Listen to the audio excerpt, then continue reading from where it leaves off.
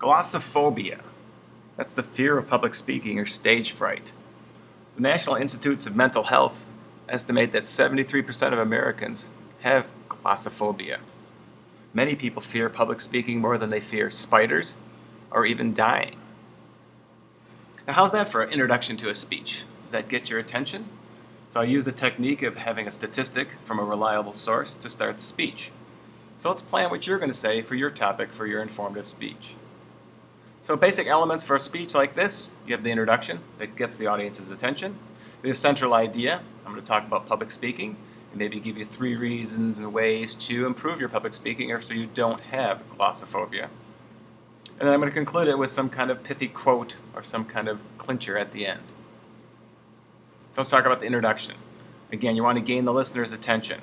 A humorous story, an illustration, asking questions. So I could have started my speech by asking, how many of you feel uncomfortable getting in front of a group and speaking?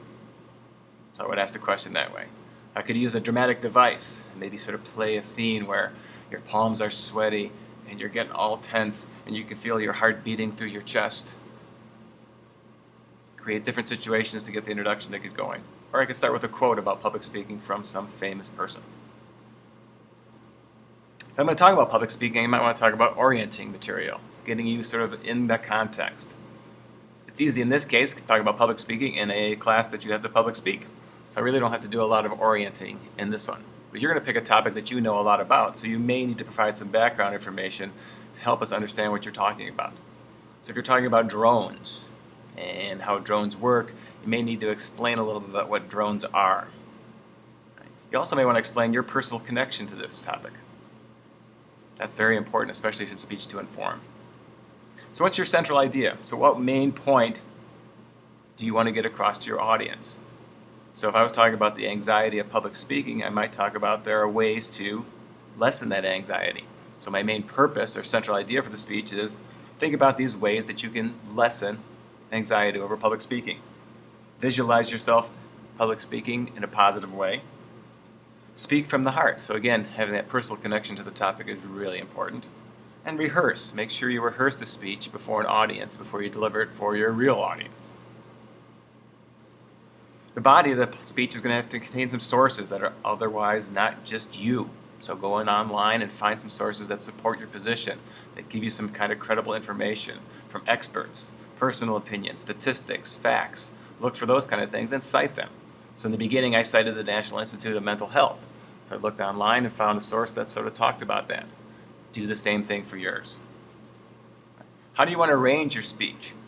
I'm going to arrange mine sort of in a linear fashion where you go from, here are 3 ideas that you may want to think about to help your anxiety get reduced. Do you want to do something spatial? So if you're describing something, you might do it in a spatial way. If you're doing a time arrangement, some kind of recipe, you want to do it from beginning to end. Does it arrange by topic? Things that are similar. Does one thing cause another? So you look at the causes of the Civil War. Right. Do you want to compare and contrast 2 items?